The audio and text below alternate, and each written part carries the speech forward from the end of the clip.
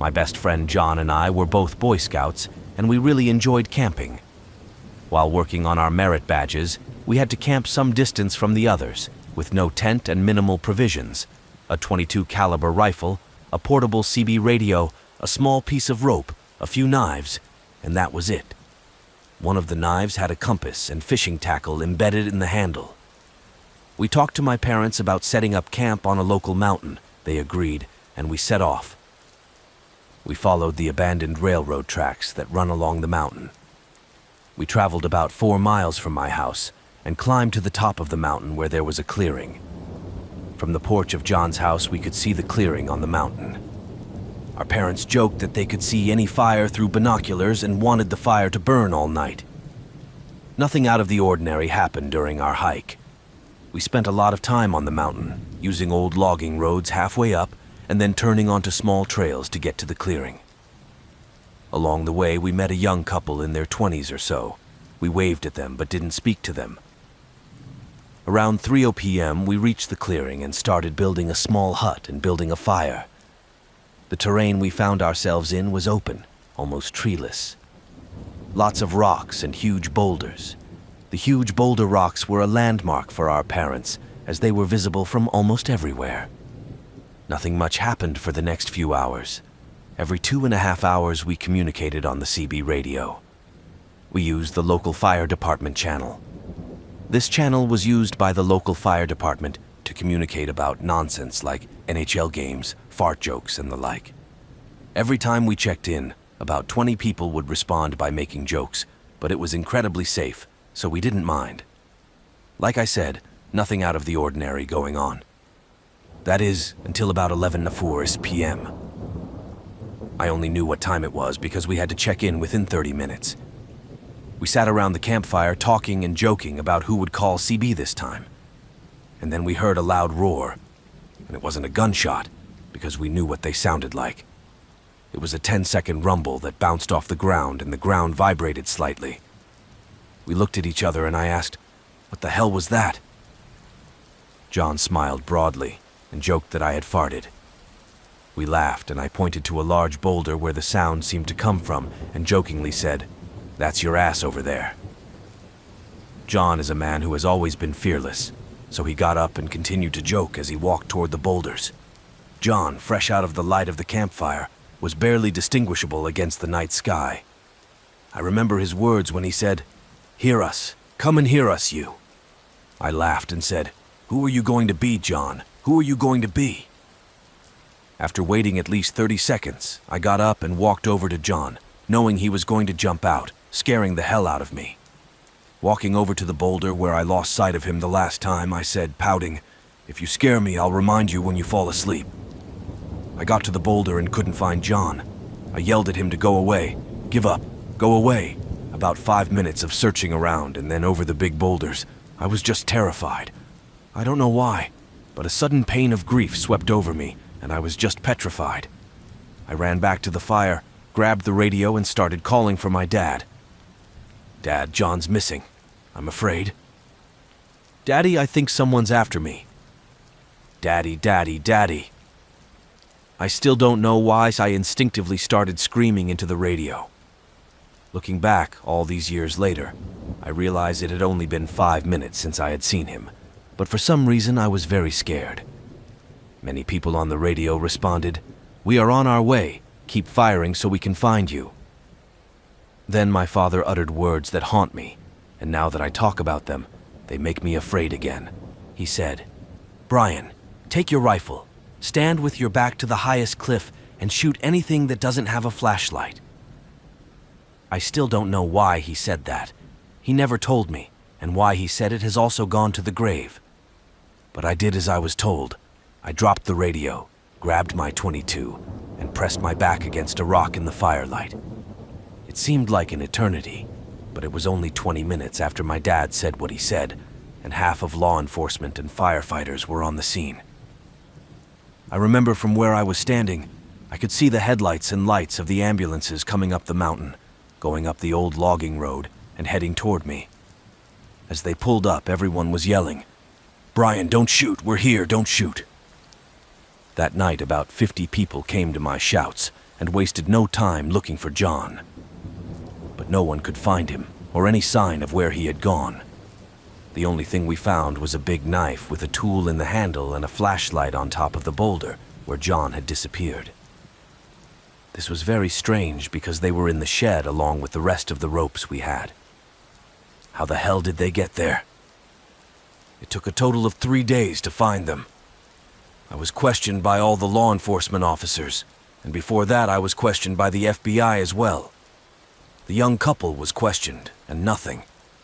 They were awakened by all the cars and emergency sirens. When the FBI got involved, they took my .22 caliber rifle and checked to see if I had fired it recently. Apparently not. They took my knives and checked them, took my clothes and everything else. That night they brought me back to the mountain and made me play. I also remember them calling me a murderer. They said they knew I had killed him, and that I would be sent to prison forever. Keep in mind, I was only 11 years old, and this went on for a year. I went to John's house every day and talked to his father and mother, asking if he had come home. I remember the first time his mom said to me, "Where's my baby? What did you do?" She said that to me every day. She came to my house, sat in the entryway, and I'd come out and she'd roll down the window and say it in a low voice. John's father, on the other hand, was the complete opposite. He would talk to me and was always very nice to me. He is still here, and I call him every time I think of John. Even now, still to this day, he never says anything bad about me. John's mother died some time ago, and I was told that her last words were, "Ask Brian where my baby is." But so far, no trace of John has been found. No body, no clothes, nothing. It haunts me to this day, and I still have frequent nightmares. I keep writing down my nightmares, hoping to write something I've forgotten, but it's almost always the same, nothing new. There are a lot of houses on the mountain where it all happened now. They started building them back in the late 90s. I remember John's dad and I went out one weekend and combed the area as they cleared the trees around the clearing, but we found nothing. All in all, it was my story that defined me and shaped who I am today. It has influenced me in many ways, and I think it will haunt me to the very end. I will answer any questions as best I can, but know that all names in this story have been changed for the sake of anonymity. I called John's father and asked if I could share this, and he said yes. He is an elderly man, and I really don't want to cause any more turmoil in the family than has already happened. When I was in elementary school, I had a problem with a boy. His name was Curtis. Curtis came into my class at the beginning of 3rd grade, and everyone immediately realized he was a bit of a mess. He was having breakdowns in class, throwing things around the room, even biting others and threatening to kill our teacher. Even though Curtis was a little more than scary, I felt sorry for him and tried to help him deal with his psycho. I talked to him and invited him to play at recess, and that was the beginning of a huge mistake. After that, Curtis started hounding me. I know it's funny to say a kid chases another kid, but honestly, that's exactly what it was. He followed me from house to house and showed up at my family members' houses asking about me. He wrote long stories about how he and I had sex. He carried them around school for everyone to see. The stories were very colorful. The school even had to step in and tell him that if he didn't stop, they would have to contact his parents and the police. And he didn't stop. And unfortunately, the school didn't keep its word. He caught up with me, pinned me to the ground, and kissed me, licked my face, pawed me, and all that sort of thing. He told me he loved me, and that I would have children with him. As we got older, he started bringing a camera to school and taking pictures of me. I begged him to stop and told the teachers what he was doing. He had his camera confiscated, but always got it back at the end of the day. He even told me that he would print out the pictures and, you guessed it, give them to me, emphasizing that he liked to cum on my face. It went on like that until my senior year of high school. I decided to move to another school to be away from him. I moved too and did my best to make sure he never found out where exactly. I asked my family to take different routes home so he would never see our car and just disappeared off the face of the earth. Years later, I saw an old high school friend and started to figure things out. Out of curiosity, I asked about Curtis and really regretted asking. She looked shocked and said, "What, haven't you heard?" "Well, he kidnapped a 15-year-old girl and fled the state. Her parents are still looking for her and he is a wanted man. Curtis is about 19 or 20 years old now. I checked out the story when I got home, and it turned out to be true. In high school, he would find my social media accounts and try to contact me, but I blocked him every time. I can't help but think that if I hadn't switched schools and changed my whole life, could I have been in his shoes, locked in a van somewhere with Curtis? I'm lucky. Even though I am in intensive care because of everything Curtis did to me, at least I won't go to jail and never be seen again. I was 8 years old, living in the middle of a cornfield in Shelbyville, Indiana. Our nearest neighbors were over half a mile away, and the nearest store was about 15 minutes away. The homeowner told my mom that her mom had hanged herself right there in the barn, and that she actually lived here. My mom didn't believe her, of course, but told her anyway, just to scare her. So one morning I was getting ready for school and sitting on the couch, tying my shoelaces. The lights were on in the living room and kitchen because I was afraid of the dark, so everything was well lit. If you look straight to the left, you'll see a hallway that leads straight into the kitchen, and right down the hall is my kitchen sink. So, I heard a bang to my left. I looked over there, and as a joke, a freaking kitchen knife flew in my direction. At that moment, I thought my heart had stopped. For a second, I panicked. I screamed, calling my sister upstairs, and as soon as her foot touched the stairs, I saw the knife make a quick 180-degree turn and fly towards the sink, get stuck in the wall, and then fall inside. I became hysterical and couldn't stop howling. With tears, I tried to explain to my sister what had happened, but she didn't believe me. I led her to the sink and saw that there was a cut in the wall that perfectly matched the same knife. The experience was so vivid that I can still see it in my mind as I write these lines. It was my first, but not my last experience with the paranormal, and I will never forget it. It happened 3 years ago, but some backstory is needed. My best friend and I grew up in a sleepy little town in New Jersey and Central Florida, and were outcasts. We met in 6th grade when I overheard her talking to another classmate about bionics, my then 11-year-old passion. We became fast friends and were soon inseparable. A string of sleepovers, birthday parties, and family gatherings soon followed, but we were practically siblings. She was the first person I confessed my bisexuality to, and I in turn was the first person she told me I was transgender. Her family life was tumultuous, though I can't say mine was any better. In fact, we often had a habit of hiding in each other's houses. Like I said, we became like brother and sister. Her father was an alcoholic, strict and prone to physical punishment. Her sister was a proud girl who soon got involved with the provincials when we moved to high school, and her mother was a pseudo-vegetarian who loved the hippies left over from the 80s. When I was 23 and she was 22 at the time, we spent a long night at her place again to give her a chance to avoid another fight with her mother. She had recently lost her job at Walmart, and the next day I was starting my first shift at Taco Bell. On the way home the next morning, she excitedly told me that since she now had her own car, she was going to apply for a pizza place that needed a driver. And I was proud. This was her first time looking for a job on her own, since I usually talked her into getting a job where I worked. Not that she lasted long. Anyway, my first day of training went pretty well. My co-workers are friendly and try to get me to talk more. My manager likes to playfully embarrass me, the fat white guy, by trying to get me to talk to other employees.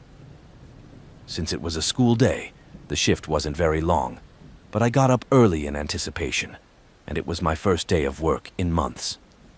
I got home at noon and told some of my online friends that my first day went well, and around 5 p.m., I started to go to bed, exhausted from a good day. As I was getting ready for bed, I received a flood of messages. She was complaining about another fight with her mother and asking if she could come over. I was starting to get a little tired of their arguments. I started reconnecting with my family and a few friends, gave her advice on how to do better many times, and in my infinite wisdom and desire for sleep, I left the message to read and dozed off. Around 8 p.m., I was awakened by her bursting into my room in a panic. Having just woken up from a nap, I was stunned and disoriented. I dragged myself to the bathroom to empty my bladder and returned to the room to find her rocking back and forth on my bed. At this time, I noticed that she is covered in blood and ask her what happened. She informs me that she just saw someone stab her mother to death. My head was foggy, and alarm bells were ringing in the back of my mind. Was she rocking back and forth too violently? Why hadn't she called the police? But this is my best friend. I've known her for over 10 years, and we were the only people in the world I could rely on. So I suppressed the thought and went to inform my sister and stepfather. My mother had died the year before, and the anniversary of her death was about a month away. We were all in a somber state, as antisocial as ever. It was the only way we knew how to cope emotionally. When I told my family, they went straight to the same place I did, although they were much louder about it.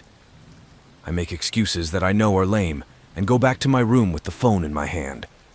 I convince her to call the police, and I hear her giving details over the phone. A man wearing a black ski mask. When the police arrive, she swears it's probably her father. They send cars to survey the scene and take her away to testify. I ride with her in the back of the police car to the sheriff's office. It's almost 2 hours in the morning. Her sister and father are brought in. I have to go to work the next morning, so I ask the cop to take me home.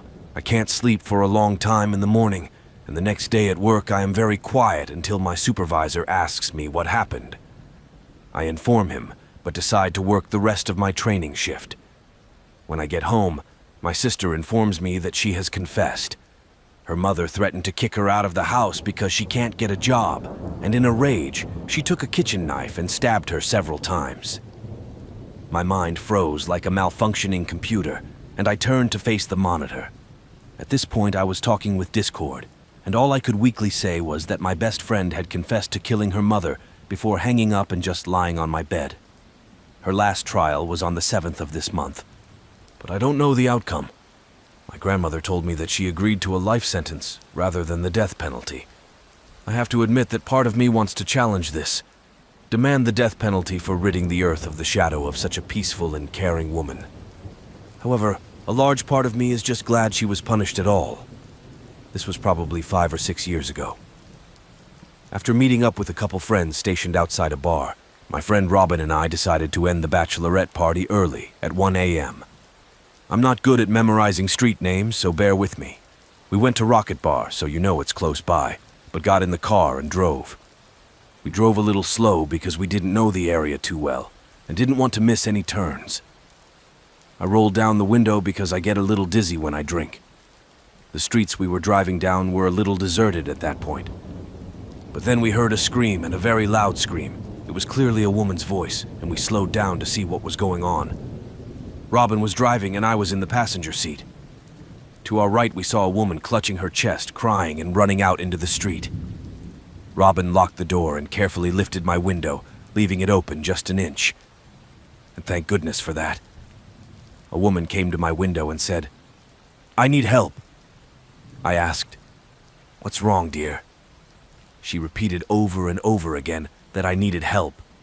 Like a naive idiot, I put my hand on the door, about to open it, but then Robin grabbed me and whispered, "Don't open that door." A woman who was mumbling incoherently, "I need help," saw Robin stop me, and with wide eyes started yelling, "I need help, let me in." We started yelling, "Stop it." The woman started pulling my doorknob, and Robin said, "Hell no," and we drove away. Just so you know, the next 30 seconds were horrible. The woman yelled to someone that they were leaving. When we saw 2 guys run out of a car parked a few cars to our right, Robin jumped up from her seat like an action movie. We looked in the rearview mirror and saw the 3 standing outside. The moral of the story is this: please be careful. I can't imagine what would have happened to my dumb ass if my friend hadn't shown up that night. I know that many of us have an innate desire to help others, but there are many people who disguise themselves to hurt us.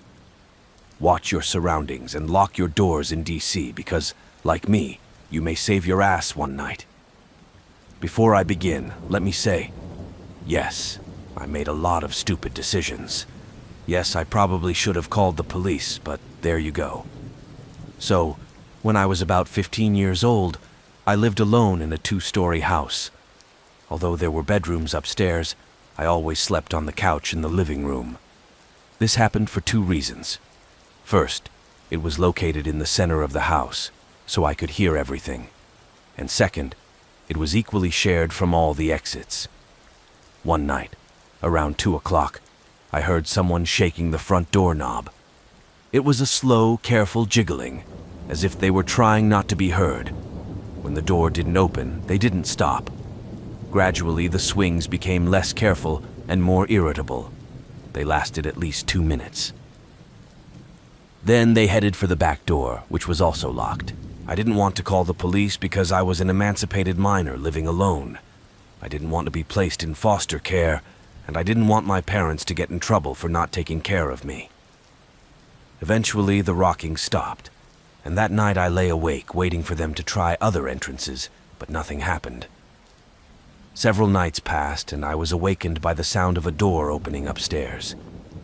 The door in the house was very flimsy, so it took a lot of force to open it, and when it was opened, it made a loud creaking sound, similar to a slamming or shutter sound. I was on sleeping pills at the time and had trouble waking up fully, and sometimes I would just wake up with sleep paralysis, so that meant that I couldn't tell if I was dreaming the sound or if I actually woke up from it. I started to fall asleep again, and I thought I heard a door close, like the creaking of wood, and then the sound of the bed springs like a weight shifting. I thought maybe someone was homeless and figured it was an abandoned house. I was very tired and wasn't even sure I was conscious, and I definitely had a bad night. But eventually I fell asleep again and woke up with the feeling that someone was watching me. At the same time, the door to the living room opened, and I could see it from the couch. Halfway down the stairs, I saw a long-haired man squatting down and just staring at me. It was dark, and I figured we were both just trying to verify what we were seeing. I had a metal baseball bat lying on the couch, and I grabbed it. The man slowly picked up the body, and without turning around, just backed away towards the stairs. I listened to see if he was leaving or if I expected him to come back, but I heard neither.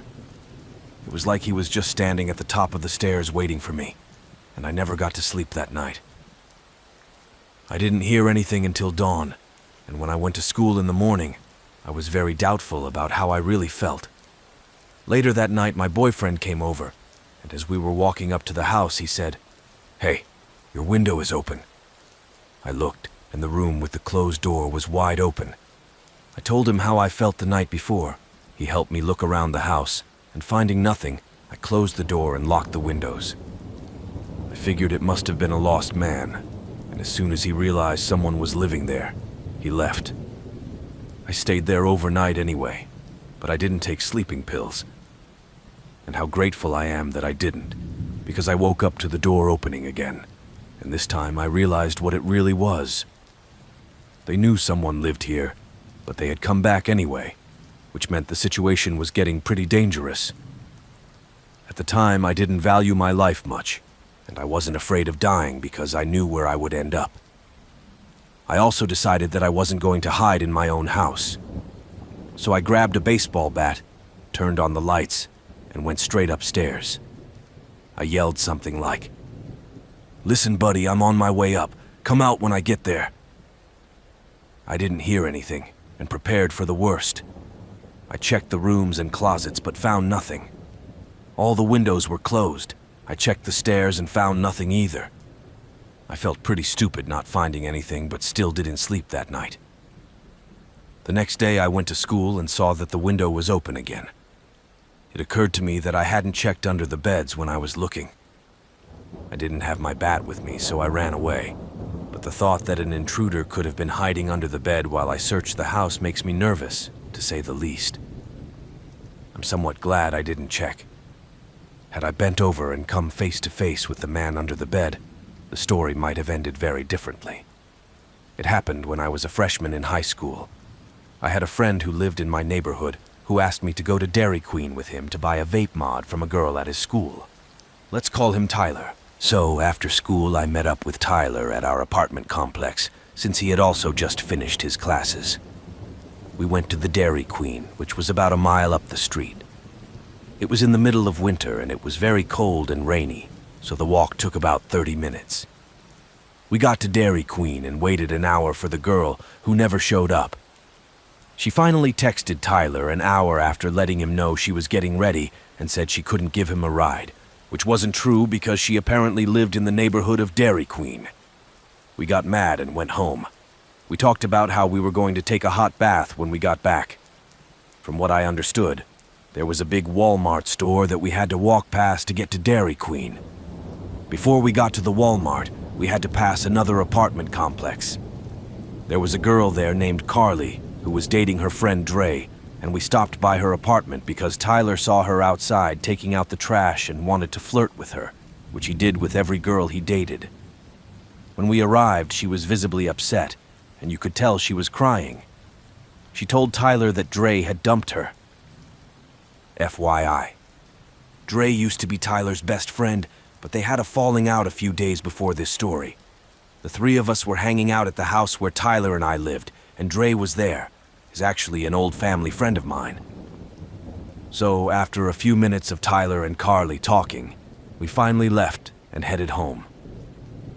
As we passed the Walmart, a large bush grew on the sidewalk in front of it, and as we walked, we saw two dark figures come out from behind the bush and look in our direction. Tyler had a lot of enemies, so he was getting paranoid that someone was after him. I told him not to worry, as it could be anyone, and most likely just random homeless people since the neighborhood is full of random people. However, he suggested we make our way through the alley behind the Walmart because he was pretty sure it was someone who wanted to attack him. I'll admit, I was a little nervous myself because I wasn't sure who his enemies were or what they wanted. I was afraid of something being done to me because I was with Tyler, which in hindsight may have been a little selfish, but I was a kid. So we decided to just keep walking down the sidewalk we were on and take our chances, agreeing that if they tried to do something, we would just shut the door. The closer we got to the sidewalk, the more unclear the situation became, as these people kept spying on us from behind the bushes. Once we got to the bushes, I was surprised to see Dre and a known thug named D coming out from behind the bushes. Dre looked very pissed off, and D had a strange smirk on his face that let me know what they were up to was useless. I also noticed that D was holding his phone at a weird angle, like he was recording something, and that made me very nervous. Dre and D just walked up the sidewalk towards us, D still smirking awkwardly, and Dre asked where we were coming from. I didn't answer because I didn't want to get into an argument between Dre and Tyler. Tyler started trying to explain to Dre that we were coming back from Dairy Queen and ran into Dre's girlfriend, Carly, and that Carly was upset about their breakup. Dre didn't believe him and accused him of trying to bring her closer. He said they never broke up and accused Tyler of lying. Tyler tried to engage me in conversation, looking at me as if he was waiting for me to confirm that Carly had indeed said that they had broken up. I froze in place, just shrugged, and tried to make it clear that I wanted nothing to do with it. Dre was silent for a few seconds, and then, after an awkward silence, Tyler tried to break up and walk down the street saying goodbye to Dre. Suddenly, Dre pushed Tyler to the ground and then punched him in the face with his fist as he got to his feet. D started laughing hysterically in a very threatening manner, and I just stood there looking at Dre, waiting for him to pounce on me. You see, the night before, I had texted Dries the night before and called him a little bitch because he hadn't forgiven Tyler. I realize now that it was immature, but like I said, I was young, I was a kid, and I was stupid. To my surprise, without doing anything, he walked past me and headed down the street in the opposite direction. By this point, Tyler was getting hysterical and ran down the street yelling at me to get away, or they would catch me next. I tried to keep up with him. He was yelling at me for not helping him. And at this point, Tyler's mom pulled up and we got in the car and she drove us home. At this point, he cried and told his mom what had happened. She was dismissive of the whole thing and just advised her to stay away from Dre. Honestly, I was just glad to be away from the whole situation. Tyler immediately went home and didn't talk to me for a few days. I think he was mad at me for not helping, but in my defense, everything happened so fast that I really didn't know what to do. Dre ended up texting me after I got home, just saying hi, and I just ignored the message. The next encounter with Dre was more disturbing because he obviously really wanted me to text him. One day, Tyler and I were just hanging out at the apartment when he got a text from one of his friends about Dre and Dee smoking pot at the supermarket next door to the apartment. Apparently, Dre told Dee that I was Tyler's best friend. Dee offered to come over to my apartment and kick my ass. Dre told him no because we're family friends, and that was the end of it. I didn't see Dee again until high school, when he was assigned to my algebra class. He walked into class with the same creepy smile on his face that he always seemed to have, and sat across from my desk. During the test, he turned to me and asked if I remembered him, to which I answered in the affirmative. He asked if I remembered Dre hitting Tyler, and I again said yes. This guy went on to say how much he enjoyed watching Dre do that to Tyler, and that he had 2 knives in his pocket that day and wanted to use them against Tyler, but Dre wouldn't let him.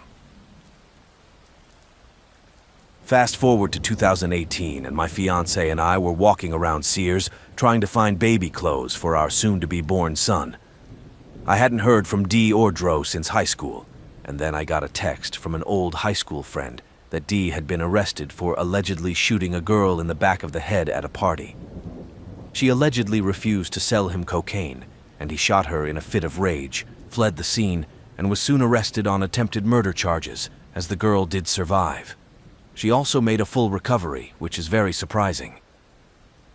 It is alleged that this was not the first time Dee had shot someone. A year ago, he shot some guy in the leg during a drug deal gone bad, and I'm not sure if Dre is still friends with Dee, but as far as I know, he's not involved in the things he used to be involved in. So, thinking back to the day that those two attacked us, and they had those knives, maybe we avoided something terrible that day, or maybe we got lucky. It's going to be a very long story because it lasted about a year, and I'm going to give you as many details as I can. Honestly, I know this is so much like a horror movie script that I don't blame you if you don't believe a word of it. I've never shared this online before, but all my friends know about this series of events. I will also try to make it as complicated as possible and give some backstory. So, no big deal. I'm in my 30s now, and as a teenager in my early 20s, I was into all sorts of weird stuff. There are a few local stores that sell unusual curiosities and antiques, like artwork made from dead animals, skulls, pickled specimens, and the like. I started pickling my own specimens when I was a little over 20, when I realized it wasn't that difficult. I had a few articulated skeletons, but I was really interested in supposedly cursed critters. I bought things on eBay that people claimed were cursed, and even traveled to different states to buy things from people they claimed were cursed. I bought 3 different boxes of supposedly cursed stamps on eBay. I bought a lot of haunted dolls, everything I could find.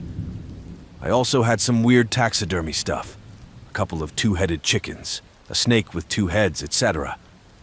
I also had a few things I shouldn't have had, but I won't go into details. In short, nothing strange happened. Nothing. I didn't have any unusual, horrible events with these things. Let me start by saying that I have never believed in the paranormal or the supernatural.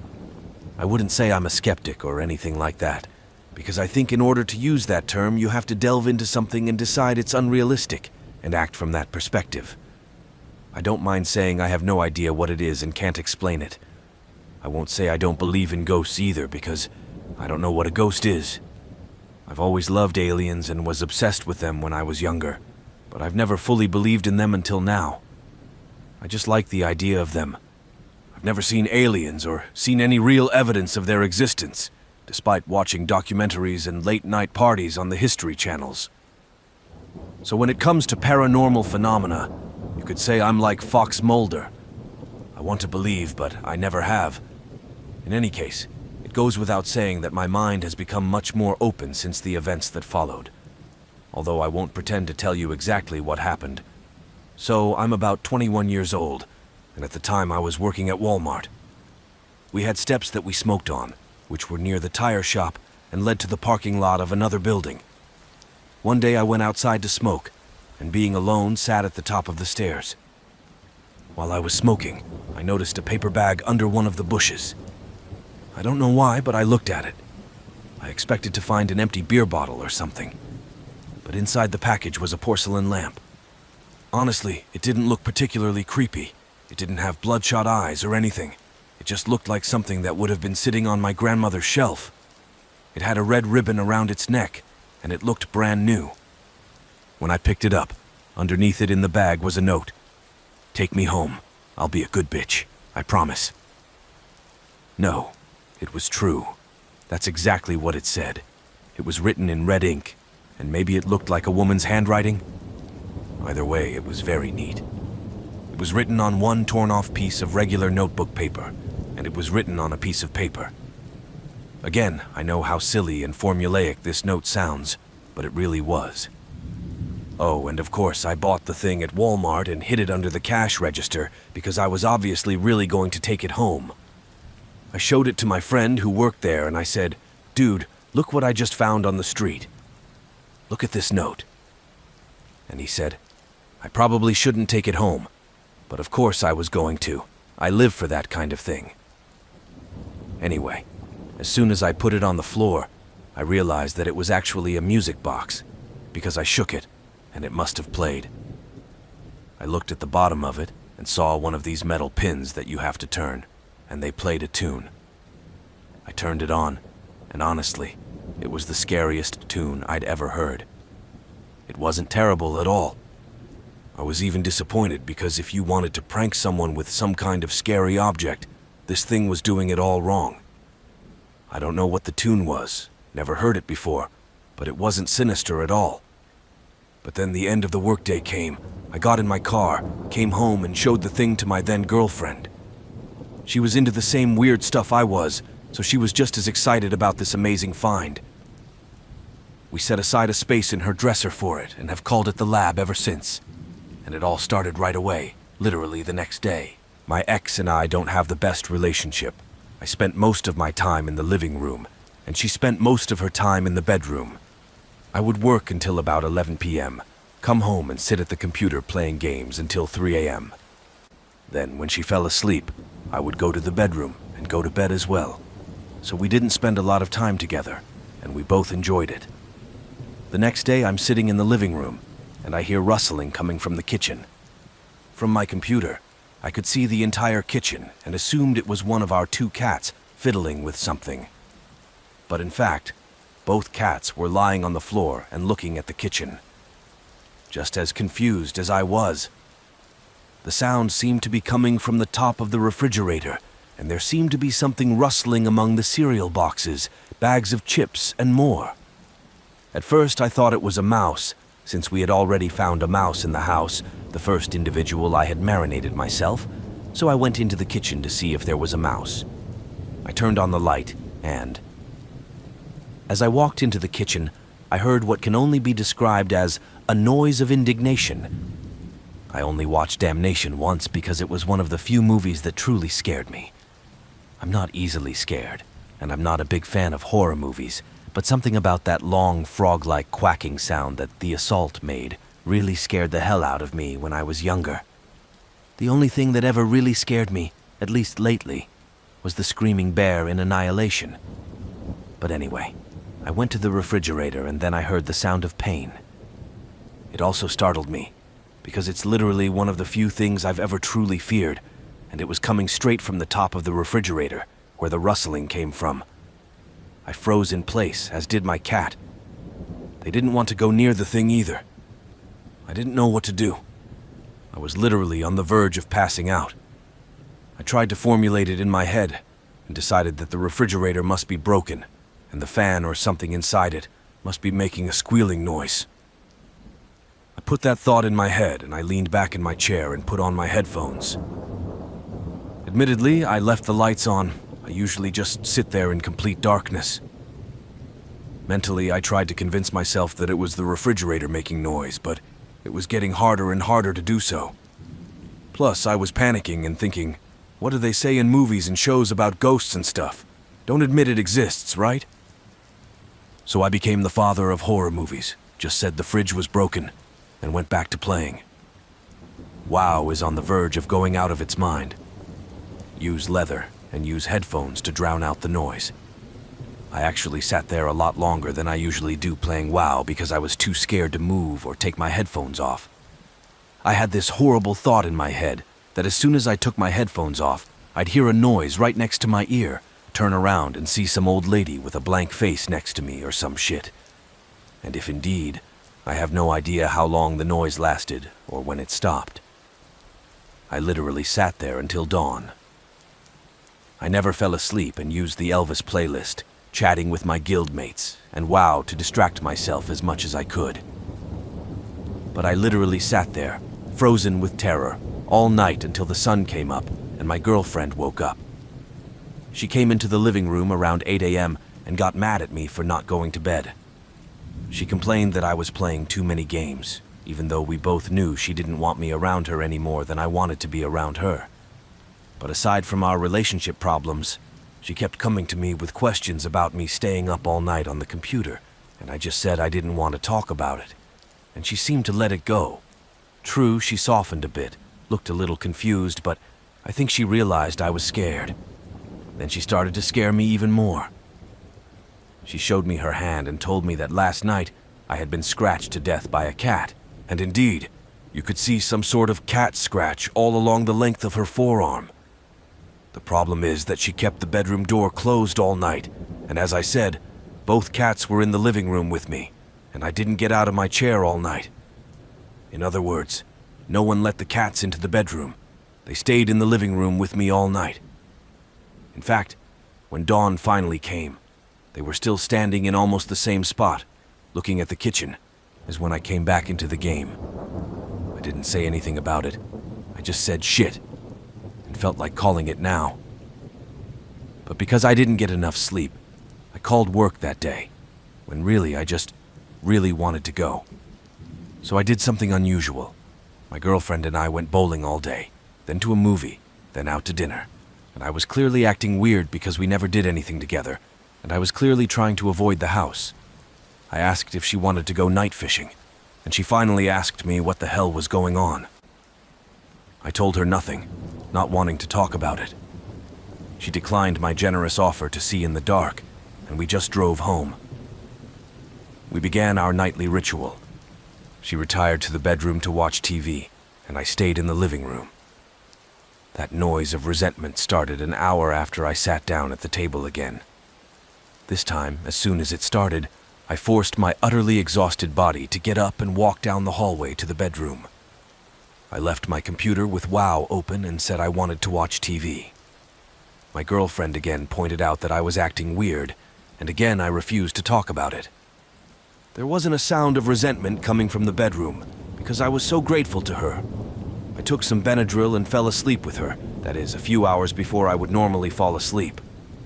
The next day I went to work, and around 9 p.m. she called me. I was the manager of the toy department and had some leeway in using my phone since no one was particularly watching me. I answered and she was on the phone in a rage. She was yelling into the receiver and I could hear banging in the background and couldn't make out what she was saying. Finally, I informed her that there was banging. Someone was trying to get through the walls. I left work, went home and talked to her on the phone the whole time. At one point, as I was driving home, she came out of the house and ran down the street. On the way back, I met her in her pajamas, and she said someone was trying to break down the walls. She heard banging on the bedroom walls. By this point, I was pretty damn sure I knew exactly what she heard, but I still didn't feel like saying anything about it. I wanted to reassure her and told her it must have just been squirrels. I said that I had seen a few squirrels crawling through a hole in the wall, and I was afraid that they might actually be in our walls. It was a complete fabrication, but it really calmed her down. She didn't know that squirrels could live in walls, so I convinced her of that and told her I would call the exterminator in the morning to come and check. Much to my disappointment, we went back into the house. My squirrel story calmed her down, but it didn't last long. Our house had a bathroom connected to the bedroom, but not by a door, but by a wall. So we had to leave the bedroom and the bathroom was the next room on the right, meaning the bathroom wall and our bedroom wall were one wall. We went inside, she went into the bathroom, and immediately started screaming again. I went into the bedroom to see what she was screaming about. It was like a tiger scratching the bathroom wall. The one that connected to our wall, the wallpaper, who even glues wallpaper in a bathroom, was ripped about 6 feet up, and there were big holes in the drywall below. Mind you, all of this happened about 4 days after we got the damn ram. But now we just got in the car and I told her about the grudge noise. Her first reaction was that we needed to get rid of the lamb, but something told me I couldn't do that. She wanted to just give it to the store or something, but I had a strange feeling of unease. I felt like we couldn't get rid of it just like that, and I felt like someone must know what it was and want to take it away from us. I can't explain why I felt that way, but I just felt that way. So, we did something that you probably wouldn't expect and just, lived with it. It was happening every day. We even had rules about it. The first rule was we never talked about it at home. We didn't even mention it. We pretended the lamb didn't exist. It was like that episode of Gryphons where there was a giant octopus living in the house and nobody wanted to talk about it. When we had something to say about it, we always said, "Let's go." And we knew what that meant. However, the claws on the bathroom wall got deeper and deeper. Eventually, there was a huge hole in the drywall, and it started coming through the drywall of our bedroom. I don't know why, but that's when I really started to worry. For about a year or two, we lived with it all, just ignored it and pretended like nothing was going on. Every night I woke up to this disgusting noise. Things flying off shelves, doors slamming, paranormal activity, every day. One of the scariest incidents was the explosion of one of the pickle sample jars. It was a bird that had lived with us for a while, and the jar exploded on the fireplace in the living room. Glass flew everywhere, and it took hours to find it all.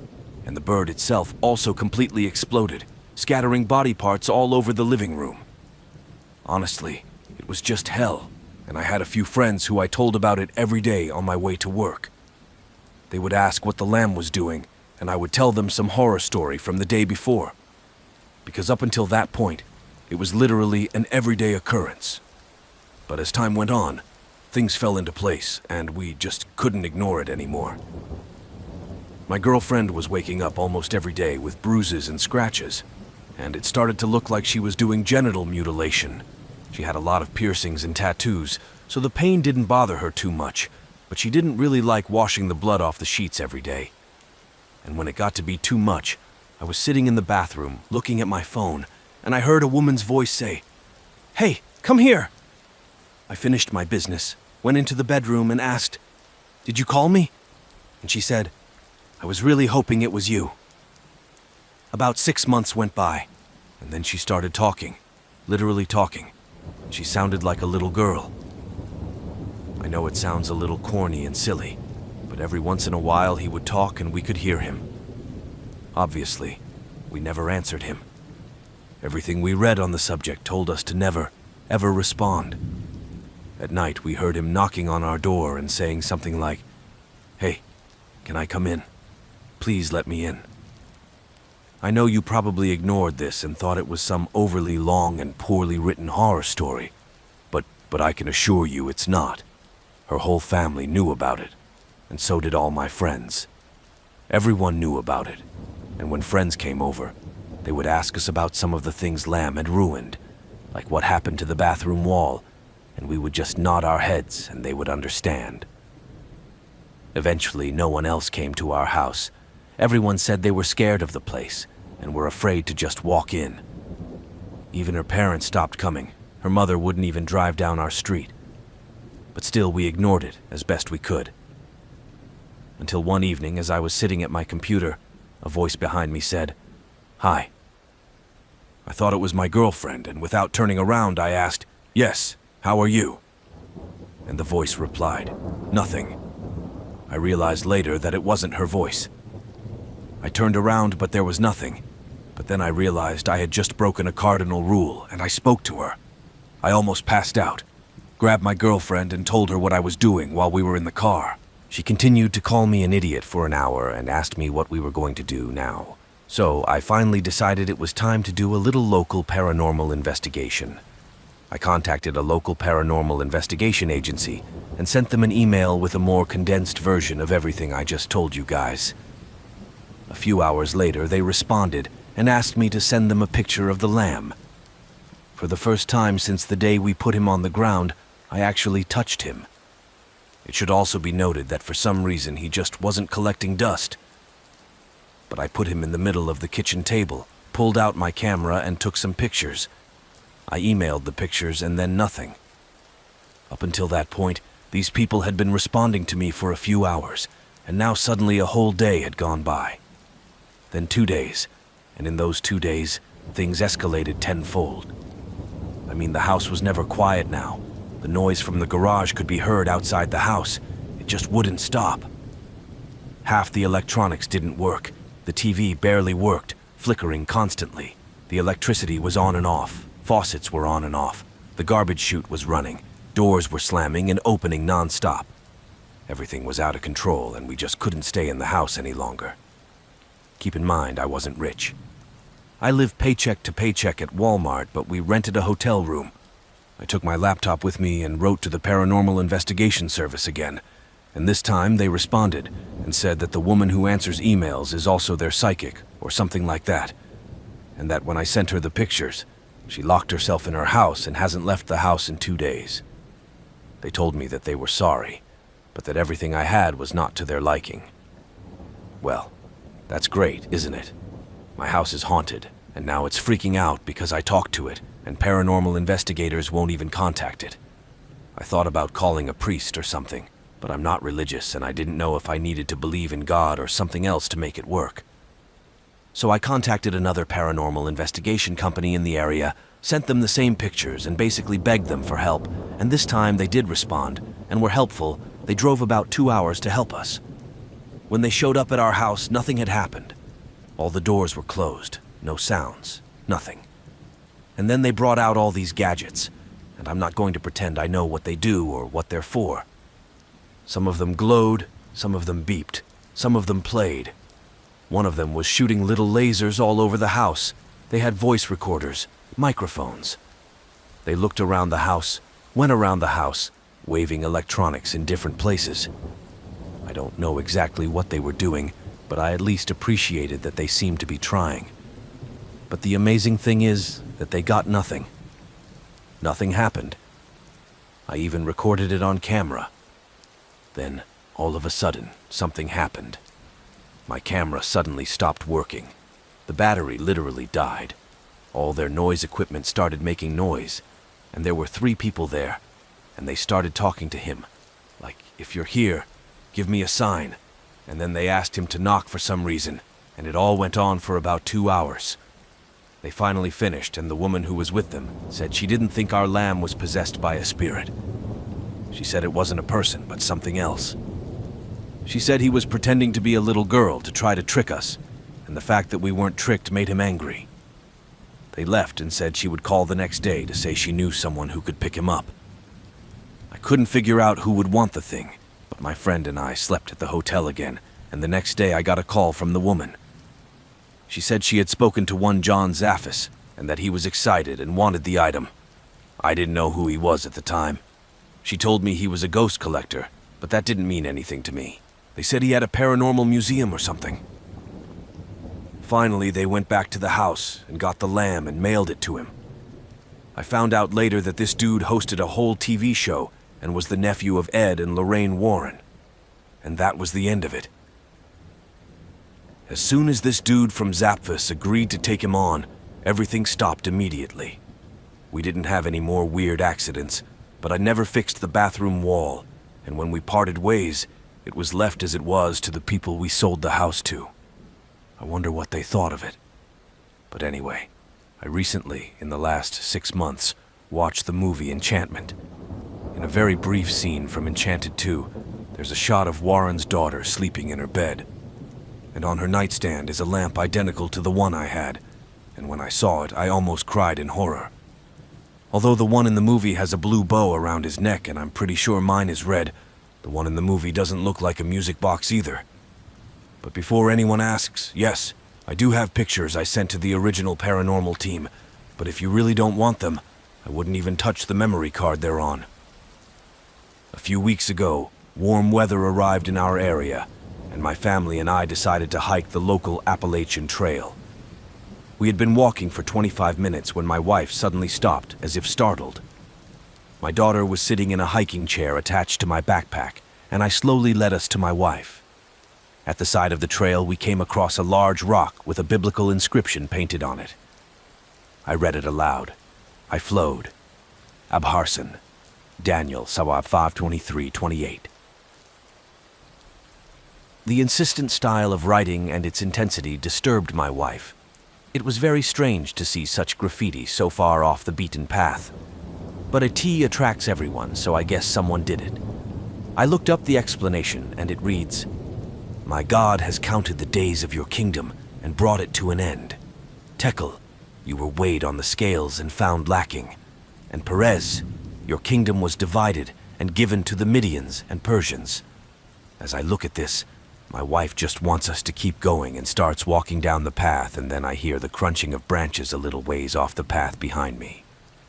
I just keep that explanation to myself because I know it would freak my wife out a lot. We walked another mile or so down the trail, and we heard the cracking of branches behind us. The intelligence community has a rule of thumb when it comes to human or machine surveillance. Once is a coincidence. Twice coincidence. 3 times hostile action. By the way, it would be very unusual for a deer to follow us. I turned around to see what the sounds were, and in the woods, off the trail, I noticed a man squatting, fiddling with something in his bag and whistling to himself. I thought maybe it was just a sign on the side of the trail or something. I realized this man had been following us down the trail for a while by the first sound I heard. I hadn't gone 100 feet when I heard the rustling and crunching of branches again. I turn 180 degrees, and a man is standing about 20 feet in front of me, next to the trail. I look up at him, but he doesn't look me in the eye, just takes a quick glance at various objects from the ground beneath him to the trees, and then lifts his gaze to the sky.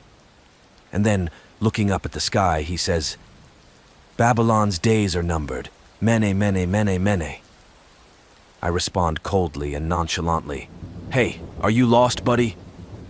I can feel my adrenaline kicking in, my ears ringing faintly, and my heart pounding. Now I'm starting to think I'm going to have to defend my family from a crazy man. He mumbles something, chuckles, and then just turns around and walks off into the woods. I don't know what his intentions were, but I have a feeling he knew we weren't easy prey. This all happened when I was about 19 years old. I'm not the most attractive guy, so I've never had much luck with women, and I ended up on Tinder. I had no luck there either, until in my 3rd month of using it, I got a message from a blonde girl named Katie. She was so nice that I mistook her for a robot. It wasn't until 3 days later that she texted me again, which was surprising because bots almost never text more than once. I clicked on her chat and replied, and then looked at her profile. What I saw was pretty generic, but definitely not a bot profile. We had been chatting for about a month when she suggested I come over to her place. I really hated to admit it, since she lived almost 8 hours away from me by car, but I had to admit that I really liked her. I thought for a long time about asking her if I could come to her house. After much persuasion on her part, I finally said I would go to her place. Up until that point, I had no reason to doubt that she was who she said she was. We had video chatted every 2 weeks and called almost every day, and I figured I was just lucky. However, something went wrong along the way. She kept texting me, asking where I was and making sure I was still on my way. At one point, when it took me over 30 minutes to respond, she sent me a bunch of angry messages. Honestly, I just wrote it off as her being nervous about me coming to her house. I was really nervous too, so I couldn't blame her, but I had a hard time finding the place at first. The directions she gave me were pretty confusing, and the path was through a series of gravel and dirt roads and large trees. It was about noon by the time I came across the old house. The window on the second floor was boarded up, but the house didn't look abandoned, only worse. Kathy's red stroller, the one she liked to talk about, was parked outside the garage. I pulled out my phone and texted her that I was here. She only sent a smiley face in response.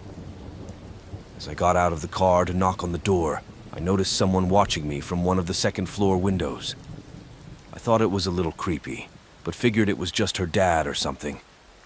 She had told me several times before that he came to visit her from time to time, so I just ignored that and knocked on her door. She answered with a smile and even kissed me, which surprised me, so I followed her inside. We sat down on the couch and started discussing our plans when I asked her about her dad. "Hey, you didn't tell me your dad was here." I asked if it would be a surprise or... Katie looked confused and said her dad wasn't here. I still thought she was faking it, so I told her that it wasn't necessary and that I had seen him looking at me through the upstairs window. Katie turned pale and said that we needed to get out of there right now. We both ran to our cars, and when I questioned Katie, she informed me that her father was not there and that she was home alone until I showed up. I called the police, and while I was giving the address over the phone, Kathy was breathing hard and pointing to the window where I had last seen this guy because he was looking out the window at us again. This time I was able to get a better look at him. He looked old and frail, like he hadn't eaten anything in a long time. He moved away from the window when he saw that we had spotted him. The police didn't show up for about half an hour, and all the while Kathy was crying and muttering that she was an idiot for not locking the door. When the police finally showed up, one of them started asking me and Katie questions, while the other two searched the house. They came back a little while later and told Kathy and me that, although they hadn't found anyone, they had discovered the back door hanging open. This meant that whoever it was had fled into the woods, but the police officers were sure the house was empty. After the cops left, Kathy asked me to stay the night because she was too scared to stay in the house alone, and I happily agreed, and we slept downstairs on the couch. Kathy's bed was in the next room. What a man. Kathy had also brought a shotgun given to her by her father, but which she had never used. I told her it was okay, the man was gone, but she insisted, claiming she would feel better if we caught him. And I'm so glad she did. Later that night, I stayed up watching TV. Katie had somehow managed to fall asleep, but I heard the sound of the doorknob turning from the kitchen. Up until that point, I hadn't even been scared. I was just really pissed off. I turned on the kitchen light and pointed the gun at the kitchen door. And there he was. The guy who had been in the house before was standing on the other side of the glass door. He looked shocked, and I was glad we had locked the door. But eventually the man thawed out and ran off into the woods again. I woke Kathy up, told her what had happened, and we called the police again. When they arrived, they combed the entire woods and found no one else. They told Kathy and me that it would probably be a good idea to stay the night somewhere else. Kathy and I said goodbye, and she went to her friend's house and I went home. I left a little after Kathy and was on the phone with my brother telling him about the incident. I had my headlights on, and while I was talking, something caught my attention. It was a man standing on the corner of the house watching me. Well, I ran out of there and didn't even call the police, but I texted Kathy and she said she was going to call them again. However, I don't think Kathy would ever want to go back to that house by herself. I've lived in a pretty ordinary town my whole life. It was flooded with drugs, and the per capita homelessness problem was one of the worst in the country. Living there, I knew I couldn't trust anyone, but I had enough friends to feel safe. I eventually moved to one of the largest and wealthiest cities in the country, and had been living there for about a year when it happened. I felt safe, even by myself.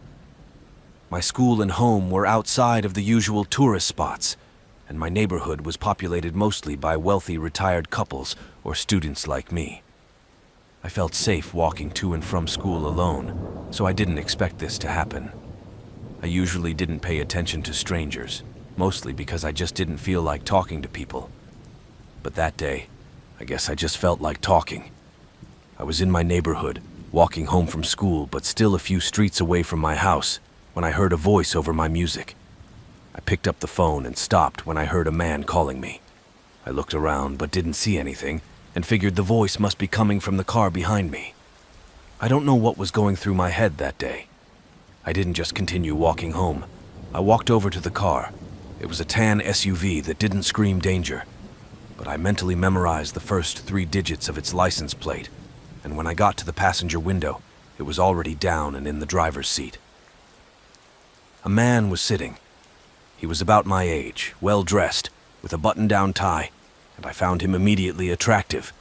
He wasn't unreasonable or unreliable, but eventually I decided he just needed guidance. He asked if I was in college, and I said yes. He said he saw me every day outside the science building and thought I was cute. That's when my alarm bell rang, because my major had nothing to do with science, and I was only on campus twice a week, if at all. He asked my name, and I gave him an assumed name, but said he must have mistaken me for someone else because I had never done science. He became very nervous, and I started to deflect. At this point, an alarm sounded in my head. He asked me to wait and asked if I could ask him out for a drink now, even though it was almost noon. I told him no, citing that I had a boyfriend. He said, "What, you can't have friends?" Kinda condescending, but made careless. Startled, I apologized and said my boyfriend was waiting for me. It was a lie, but I felt like he needed to know that someone would miss me. I had never had such a strong instinct to fight or flee before, so I pushed off and walked away as fast as I could.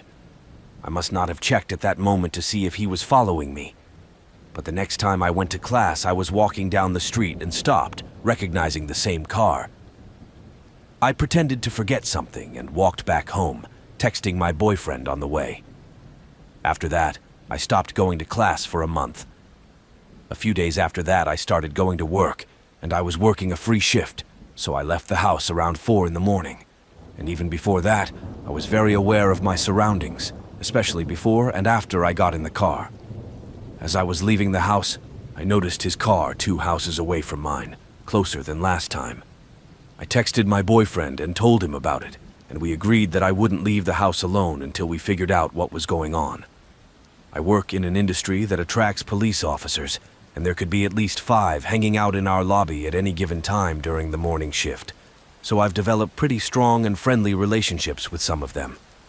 That morning when I left and noticed him, I sat down with the cops gathered in the morning and explained my situation. They said that while something was definitely wrong, there was nothing they could do to me because there was no threat. Shortly after my conversation with my cop friends, one of them, responding to a call about a suspicious vehicle, happened to recognize the car from my description and remembered my story. He told me that he approached his car and asked what he was doing just sitting in his car, referring to the call he received, and noticed the obvious evidence of surveillance.